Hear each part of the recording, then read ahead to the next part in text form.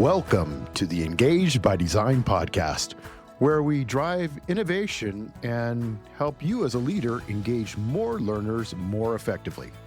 I'm Dr. Vernon Smith, and I'm here with my co-host, Dr. Michael Cottom. Thanks, Vernon. I'm excited to be back with you today.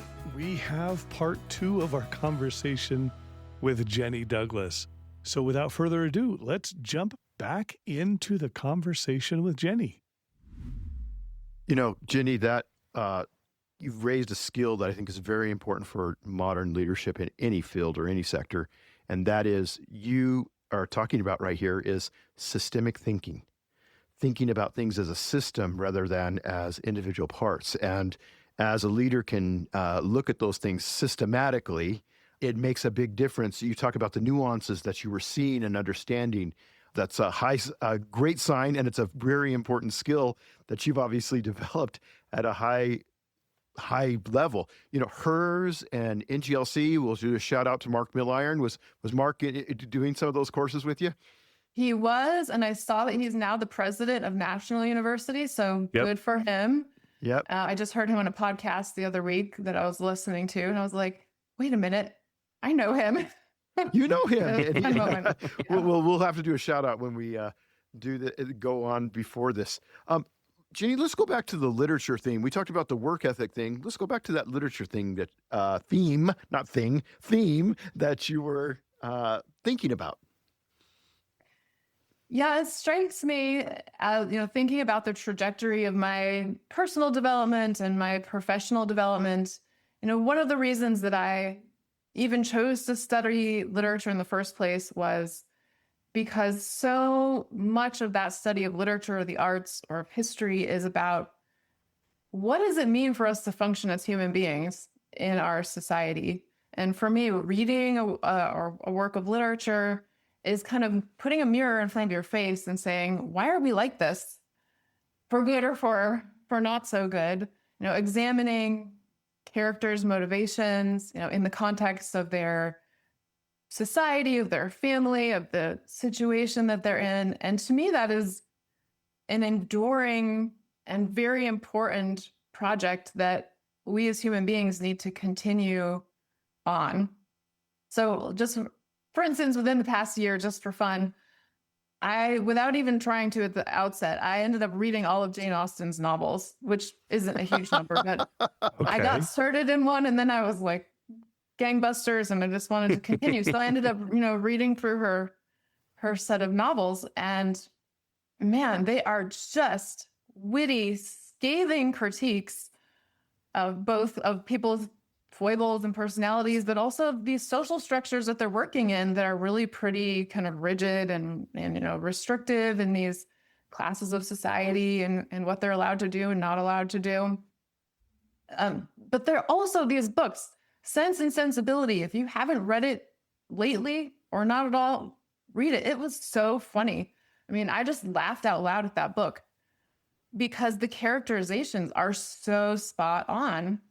And when you read something like that, I mean, at one level, you're kind of laughing at these characters like, man, they're so silly and ridiculous. But then you stop and think, wait a minute, am I that silly and ridiculous too sometimes? Like, well, yes, of course I am. So I think it kind of brings us back, to our sense of, I don't know if humility is quite the right word, but it orients us to our personness, to the fact that we are these really complex people that have all these different characteristics and traits. And I think we need that self-recognition and that self-perception. So that, continues to be important for me, even as a leader, thinking about how do we navigate times that are very socially disruptive, that are very volatile and uncertain. We need to have some sense of reflecting back on ourselves, who we are and who we want to be, and thinking about how our choices have consequences, near term and long term. So the act of interacting with any piece of literature or art or anything like that, where you're stepping into another world for a little while, I think helps to to bring back to us what's important to ourselves, and maybe even help us to navigate a little bit more these what feels like very uncertain and volatile times. Oh yeah, we are in they talk about the agricultural revolution, they talk about the industrial revolution, we talked about the information age, and that was going back to the 1970s. We are definitely in another age right now with AI and agentic AI. It is fundamental. It's not going to be just a change. It's going to be a significant structural change. And I think what you're saying, Jenny, really helps folks with tools that they can use to, make it through these hard times, that self-reflection, that introspection, to be able to look at that. Now, Jenny, I want to go, I believe you participated in some executive coaching and it's one of the things that I think, for leaders out there, if you have rising or just stellar leaders like Jenny Douglas, you're going to want to make sure that they have all the tools necessary. And one of the things I remember is having executive coaching that's available. Can you talk about that experience, but also how you took and moved into your coaching realm and your skill set and professional insights around that?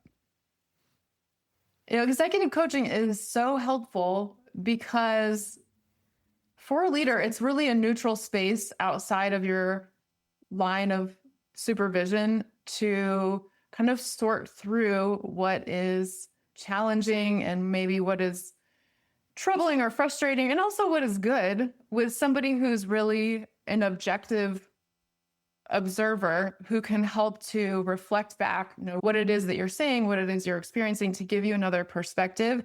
And what I like about that coaching mindset, and what I think it's really important for leaders to adopt a coaching mindset, is because coaching is inherently collaborative and co-creative.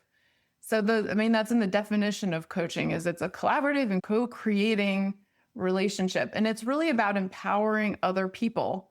So I don't think we're in an age where one leader can stand up as the, pillar and pull everyone else forward. If that was ever the case. It's really everyone on a team has to be pulling together and using their unique strengths.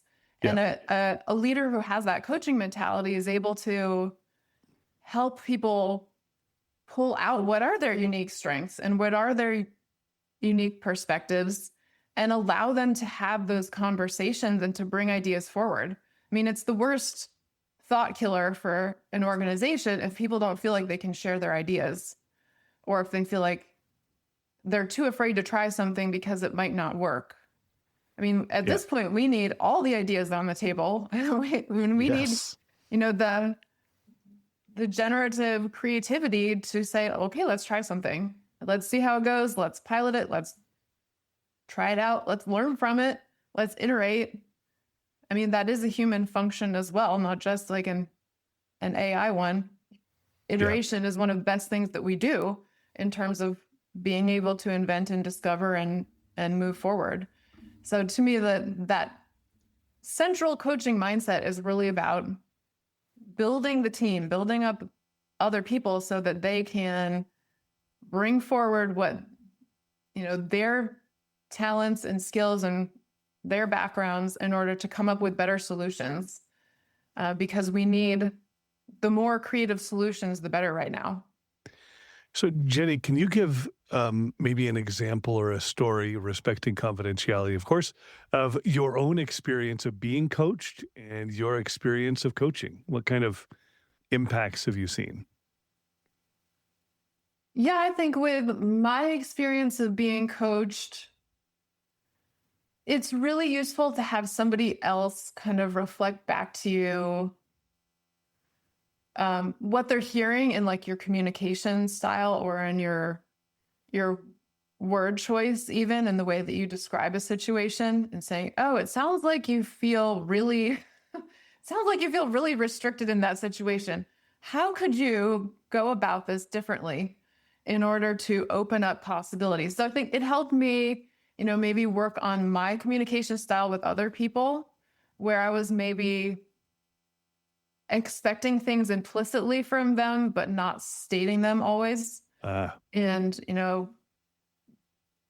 getting better at saying, this is what I am thinking we should move towards. What are you thinking about? And how do you think you can move towards that goal better? Yeah. Kind of making the expectations and the journey more explicit along the way, and helping people kind of navigate if they are having somebody who worked for me was having a challenge. I wanted them to tell me so that I could figure out if we could get past that roadblock, or what was the next step going on. So trying to really open those channels of communication to other people was a big one. Yeah, it almost sounds like another form of mirror. You were talking about the mirror in literature, but there's also a mirror when you're coaching or being coached, of someone saying, this is what I'm seeing. Is this what you want it to be? Mean, I keep coming around also to this idea of like learning and leadership are both inherently dialogic. They're both based on dialogue. Yeah. And that dialogue is mutually beneficial and mutually elevating in working with other people. So a lot of what I've done also as a coach and working with people is also exactly that. It's mirror back to them. Somebody who, for instance, had a really difficult time with a spouse who was ill, just mirroring back to them, like, wow, you really went through a lot there. Do you realize you did this, you did this, you did this, you did this? Yeah. And you persisted and you were resilient. That's huge, because people don't see that in themselves very much. Yeah. Yeah. Seeing their own strengths or what they've developed through hardship, I guess. Yeah. Mm-hmm. Nice. So what do you feel like is missing in leadership development, and what's holding people back, do you think? What's been kind of striking to me on my journey, especially over like the last, I would say 5 years or so, I kind of had this dovetailing of interests. All right. So on the one hand, very much immersed in this higher ed learning environment, building educational programs and frameworks. But on the other hand, always had been really interested in like, how do we stay healthier and more well as people, as whole people? And I think maybe even more so in the academy than in other areas, we tend to kind of live in this life of the mind, right? It's like everything is very intellectualized. It's very up in our heads, our headspace all the time. Yeah. And I realized that for me, looking at other people, I've seen so many leaders kind of come into situations in greater leadership roles who are fantastic at what they were doing, had all these skills, but just were breaking down as people entirely. Like their physical health started to suffer. Yeah. Their emotional health started to suffer. Pressure. The pressure, the pressure cooker environment of having to just manage so many balls in the air at the same time. And so I feel like there has been a gap in a lot of leadership development where, we've been focused on, this is your communication style, or this is your conflict management style, which is important. It's very good, but we tend not always to focus on like, who is this leader as a person, and how do they have the personal power in order to handle this very highly pressurized environment. And so I really started to come into this idea that leaders and all of us really need to think more about the integration of our minds and bodies together in order to access the leadership superpowers that we really have. So I don't think about this as sort of tangential, like, take care of yourself over here on the side. It's more like we need some fundamental self-prioritization that integrates, kind of our whole self in order to be better leaders, better parents, better partners, because we're really integrated whole people. So for me, that's looked like finding and integrating for myself and, as I work with people, ways to help manage the physical and emotional stress of these types of positions so that the person's strengths can really shine through. It's really hard to be a consistently effective person if you're running on empty all the time. That you just run out at some point and, things don't go as well. So that's a starting point for us to talk about. I like that. You talked about people having so many balls in the air, right? So many irons in the fire. They're wearing lots of hats, managing lots of stressful situations. Can you give us a simple way for people to just manage stress better, Jenny? Yes. And I want to couch it in some ways that I think people may resonate with, being from the academy, sort of from a scientific viewpoint, but also kind of from a deeper, more personal viewpoint. So one of the things that I like to think about is as we go through our days and we're very busy, we're dealing with dozens of situations. If you think about days as like a series of events, there were dozens of events in our days that impact us in different ways. We have lots of kind of small scale things that might affect us emotionally over time. But a lot of us we're pushing so hard on the to-do list, the tasks, the meetings, that we don't always stop to really process or work through all of those things that we're experiencing in a day. So, one way that I like to describe that is like when your phone suddenly gets bogged down and you realize you have 20 apps running in the background that are sucking all the processing power out of the machine and it can't do, what it's intended to do.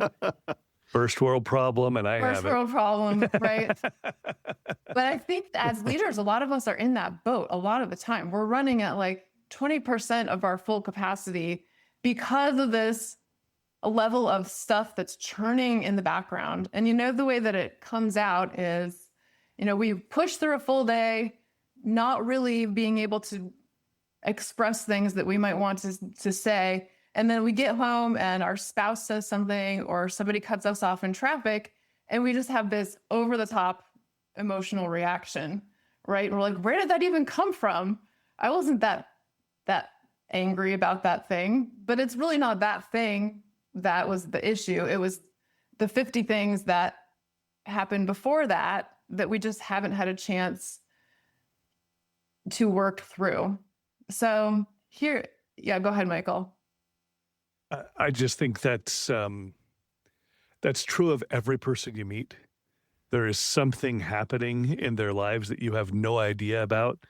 And you may find somebody very angry at one moment for no apparent reason, but there is a reason. Just you don't see it, right? And so, yeah, just working with other people. I know you're going to help us to figure out how do I work through that when I'm in that situation, but it's also the recognition that every person you meet is having some sort of a journey that might be tough today. And it might just be that we got to cut them a little slack, It does. It helps us have a lot more, I think, empathy for other people in those situations because we realize, if somebody spouts off in a meeting or whatever, it's probably not that meeting that was the issue. It was this last straw for that moment. Yeah. And I explain it sometimes in slightly different kind of neuroscience terms that when we are put into that perceived threat mode where our brains are shifting more into like a fight, flight, freeze mentality, that takes us into this reptilian part of our brain, the back part of our brain, which is our survival brain. Yeah. And that part of our brain does not come up with new solutions. It responds to threats and helps to keep us safe, which is great if there's a car racing toward us and we're jumping out of the way, but it doesn't necessarily help us when we want big problem solving skills. And when our brain shifts back here to the back of my head to the reptilian brain, we actually can lose up to 80% of the blood flow from our prefrontal cortex, which is where all of our executive decision making occurs. So literally we really can't think when Yeah. we're under that, immediate state of perceived threat in a situation, even if it's just like an email that makes us mad. Yeah. So, Jenny, what are some ideas? So, I love this reference to the triune brain, right? Your neomammalian, your limbic, and your reptilian Mhm. brains that are there, and it's going down there. When that happens, what can someone do to uh, shift back, Mhm. hopefully up to the neomammalian brain up at the top, the frontal cortex, that you can see that. Yeah. What can you do? Ideas, thoughts. Yes. Well, one of the things that I really like to do, and this is when we think about our mental monologue, right? We all have this internal monologue going all the time. Our minds are telling us things and reacting, especially when we get in those stressful situations. Our minds start spouting things to us, and a great thing to do in the moment is to purposefully pause, take a deep breath, and mentally zoom out. So, what I like to do is visualize the monologue coming out of my mind like it's closed captioning on a screen and like I'm watching it go by. I love that. How Yeah. embarrassing. It is embarrassing actually at times, but when you do that, you shift from being immersed in that thought pattern to being an observer of that thought. And it gives you a choice, if you can kind of settle yourself in the moment, it gives you a choice as to whether you want to believe it. There's a great saying from a Gestalt therapist, Byron Katie. She said, "It's not what your mind says to you that's the problem. It's how much you believe it." Wow. So it gives us a choice.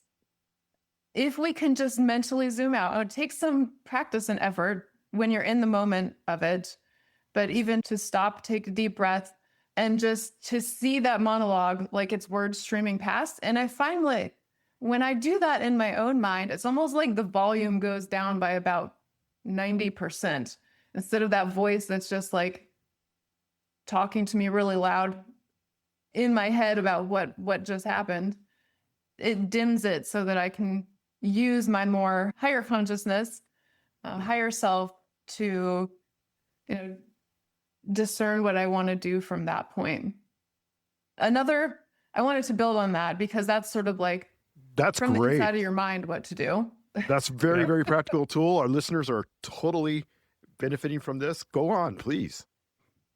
So I would say maybe not in the moment, but at the end of the day, one thing that you can do that's really quick but very effective is to go back to a moment in your day that you found yourself reacting to something that happened, an interaction you had, an email you received, a text message, whatever it is, that you really couldn't deal with in that moment. You just had to kind of move on with your day. Go back into that moment, put yourself in that space again, and really feel what you're feeling. So allow yourself to be in that moment of, am I angry? Am I frustrated? Am I disappointed? Am I guilty? Am I sad? And then what I like to do is ground it in the body a little bit. Put your hand on your heart or put your hand on your stomach and just allow that feeling to be there for a moment without judging it. And that's really a shift for a lot of us because we don't like to feel our less pleasant feelings and we feel bad about ourselves for feeling them some of the Yep. time. Sometimes. So just take that deep breath and allow the feeling to be there without judging it. And you may find that it actually starts to dissipate just by allowing it. Because when we resist, we actually hold on more to these types of feelings. But when we allow, it gives them space to move through. And then one layer on top of that, when you're feeling, that anger or sadness or whatever, just feel into your physical body for a moment and notice where you might be tense or holding that. So do you feel it as my throat is tight, or my chest is tight, or my stomach's tight, or I'm clenching my or my shoulder blades. Shoulder blades. The places where you know you hold tension are probably the place to start. All right. So here's an image to go with here. With that emotion that you're feeling and the physical tension in your body, imagine it like a wave coming in towards the shore. It's bringing those feelings in. And then as it gets to the shore, it breaks up, it dissipates, it releases. And then all that energy goes back to you. You get to have it for a better purpose.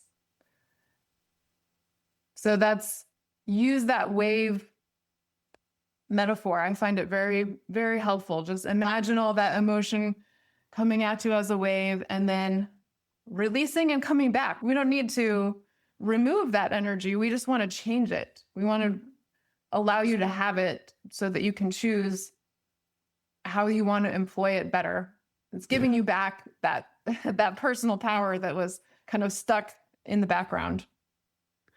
So it sounds like there are multiple components to this, and I am feeling that as you're kind of walking us through it, but it sounded like part of it was naming it. You're naming the anger, the sadness, or the disappointment, or whatever it may be, whatever that hurt is, but giving it a specific name, locating it in your body. There's some visualization in that. Seems like a whole process, Jenny. That's great to have a coach walking you through it a little bit, you know? Yeah, it is a whole process. And I would like to emphasize to people that I know most of us feel like, oh, I don't have time to do a huge meditation practice because it just takes too long and I can't sit still for that long and whatever. But something like that, you can actually pick one discrete moment from your day for 2 minutes and actually make a big shift that kind of has this cascading effect. If you move one thing, it helps, to release some of that pent up tension that's taking energy away from the things you want it to bring to. And it helps when we have these stressful jobs that we want to come home at the end of the day and have some capacity left for our families. That's one way. Maybe when you're in the car, you're de-stressing, or you're taking a little walk, or just to kind of work through one mini thing that helps to open up a little more space. And I feel like that takes the intensity level down quite a bit. I love the visualization of the wave dissipating and that the energy goes back.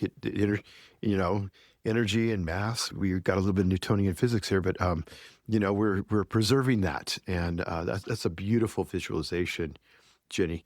In your work that you do with this, who are those that might benefit from your approach and your these techniques that you do in coaching and in your work? Yeah, I am very happy to work with a fairly wide swath of people. I find that women gravitate towards my work a little bit more, although it's not as if I would not work with men, but it tends to be a little bit more woman-centered. But generally, women who are reaching that leadership tipping point in their professional journey where they're taking on a lot of responsibility and they're acutely feeling the weight of that, in their both how they're interacting in their jobs, but also, whether how they're managing their overall physical and emotional health. So what I really enjoy is working with people who are ready, they're coachable at that point. They're saying, yes, I know that I want to be my best self as a leader, as a person, as a parent, as a partner. And I need more tools to do that because I'm getting overwhelmed, I'm getting buried by the weight of all of these responsibilities that I have. So that's a good starting point for me, because it opens up the possibilities to say, okay, let's personalize what this looks like for you. Every person is going to look a little bit different in terms of what's restorative to you, that's going to help you then feed into your professional life and your leadership potential. Some people want to train for a marathon, and that's great. Some people just want to walk their dog every day. And that's also great, because those are the kind of things that tend to go out the window the first when you get kind of overly stressed out. Oh, yeah. I mean, it's just so, those are words of wisdom. I can't think of any leader in any level of responsibility that is not dealing with those type of issues that are there. Yeah. And you're working with an individual so that they can serve and perform within their context. I'm reminded a little bit of our multiple conversations with our friends with the ABCs of Murmuration, and going from the me, and a lot of what you're talking about is, can I take care of myself, get myself in line before we go to the we, to leading, to serving others, to becoming a cohesive group, and then to us really in the community.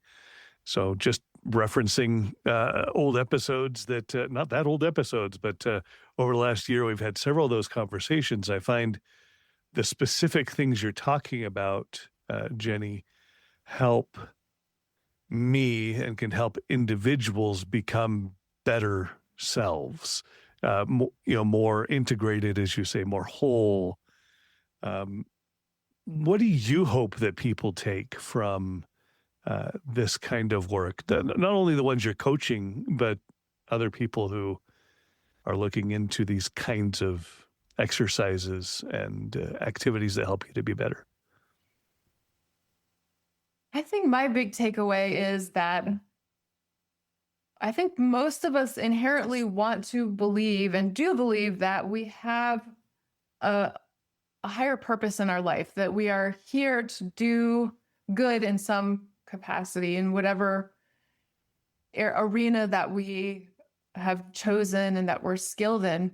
But it takes practice and continuous kind of evolution of ourselves to get there. We're never fully baked. We're always continuing that process of kind of reforming and retransforming. And I'm always half-baked. I'm not all the way done. That's going to be a quote for the episode. I am always half-baked, Dr. Michael Cottom.